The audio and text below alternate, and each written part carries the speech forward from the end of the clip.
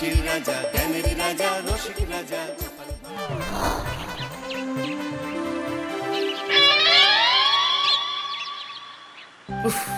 বাবা রে বাবা, কি ঝক্কি!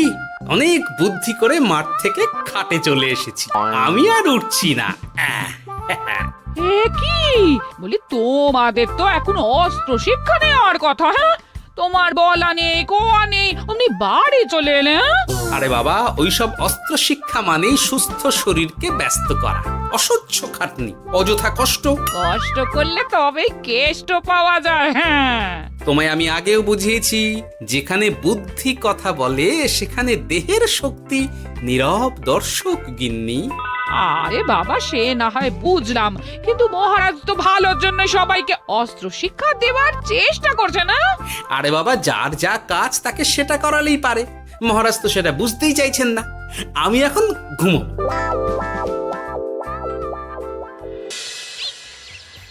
দরজা খোলো গোপাল, দরজা খোলো। গোপাল, গোপাল দরজা খোলো বলছি। ব্যাস হয়ে গেল, একটু শান্তিতে ঘুমাবো তার জো নেই। দরজা খোলো গোপাল। বলুন মহারাজ। তুমি কি পেয়েছোটা কি গোপাল?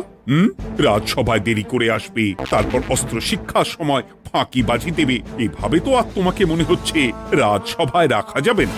মহারাজ, গোপাল তো মুখের কথার লোক নয়, ওকে তাড়িয়ে দিই। কেন মহারাজ, আমি কি এমন মহাপাপ করেছি যে আমাকে তাড়িয়ে দেবেন? এই যে আমার কথা শুনছো না, এটাই তোমার অপরাধ। অপরাধ নেবেন না মহারাজ।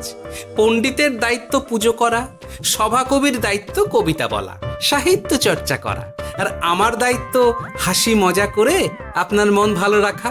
কিন্তু আপনি আমাকে জোর করে যুদ্ধের ময়দানে ঠেলে দিতে চাইছেন। এটা আমার ইচ্ছে। আমিও তো মহারাজ ইচ্ছে করলেই অনেক কিছু করতে পারি, চোখ বন্ধ করে লক্ষ্য ভেদ করতে পারি, শুধু বুদ্ধি দিয়ে। আরে বাহ, এত বড় কথা! তাহলে মহারাজ, ওকে বলুন পরীক্ষা দিতে। কি পরীক্ষা? আমি একটা ঘরে বর্ম পরে দাঁড়িয়ে থাকব। তোমার হাতে অস্ত্র দেব, আমার মাথায় একটা আপেল থাকতে হবে, আর তুমি কিভাবে আমার মাথা থেকে ওই আপেল ফেলতে পারো দেখব। এ তো খুবই সোজা। কি গোপাল, তাহলে লড়বে নাকি বাজি? হ্যাঁ, লড়তে রাজি আছি। তাহলে আজ রাতেই হয়ে যাক পরীক্ষা। যদি এই পরীক্ষায় উতরে গেলে তো ভালো, নইলে তোমার চাকরিটা গেল। গোপাল, তুমি পারবে তো? সে দেখাই যাবে। আজ রাতে তাহলে রাজবাড়িতে দেখা হচ্ছে।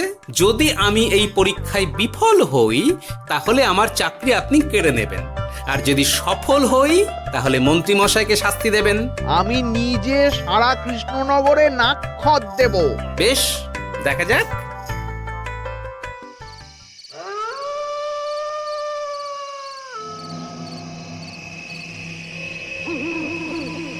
কি মন্ত্রীমশাই, ব্যবস্থা সব ঠিকঠাক হয়েছে তো? হ্যাঁ, এবার শুধু গোপালের পরীক্ষার পালা। আমি তাহলে বাইরে গেলাম, গোপালকে পাঠিয়ে দিচ্ছি।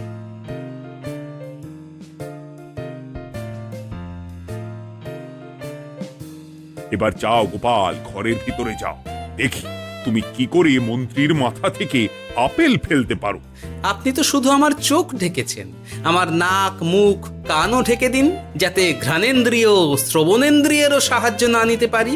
বেশ, তাহলে তাই হোক। আয়, কে আছো? গোপালের মুখ নাক আর কান ঢাকো। যথা আজ্ঞা মহারাজ। একটু একটু মোটা কাপড় দিয়ে নাক মুখ ঢাকো, হ্যাঁ, যাতে সেভাবে আপেলের গন্ধ না পাই। বেশ বেশ।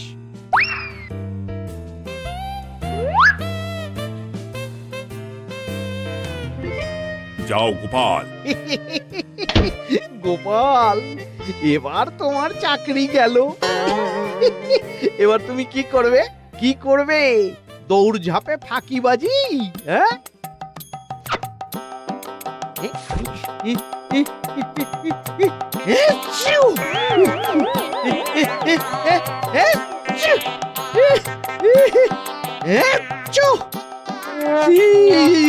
গেল গেল গেল গেল গেল, আপেল পড়ে গেল।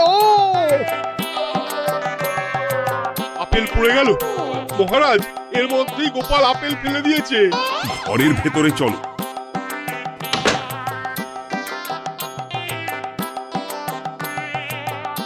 আচ্ছা।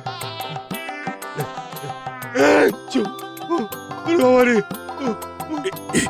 এ কি ওরে বাবা রে বাবা, কি ঝাঁজ! ওরে বাবা রে বাবা! কি মহারাজ, দেখলেন তো গোপালের চমক? অস্ত্র ছাড়াই আপেল ফেলে দিলাম। এ কি, এটা তো তুমি নীতি বিরুদ্ধ কাজ করেছো।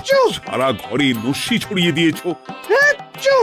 মহারাজ, হাঁটতে গিয়ে আপেল পড়ে গেছে। এবার সারা কৃষ্ণনগরে নাক্ষত দিতে হবে। সত্যি সত্যি গোপাল, বুদ্ধি তো তোমার জুড়ি মেলা আভার। আমার নাম গোপাল ভাঁড়। একটা কথা মনে রাখবেন, কেউটে সাপের লেজে পা দেবেন না, আর গোপালের কাজে বাধা দেবেন না। যে কাজ বুদ্ধি দিয়ে করা যায় তার কাছে শক্তি ছোট্ট শিশু মাত্র। সত্যি গোপাল, আজ তুমি সেটাই প্রমাণ করে দিলে। আর আজ থেকে তোমাকে তোমার ইচ্ছার বিরুদ্ধে খাটাবো না। তুমি খাও দাও, ভুড়ি বানাও। যার যা কাজ সে তাই করবে। যেমন এখন মন্ত্রী মশাই নাক্ষত দেবেন। হ্যাঁ, ভুল করে বাজি ধরে ফেলেছি, এখন নিজেই চাপে পড়ে গেলাম। তাহলে আর দেরি কেন? নাক্ষত এখন থেকেই শুরু হোক। কৃষ্ণনগরের রাস্তা শেষ হতে হতে সকাল হয়ে যাবে।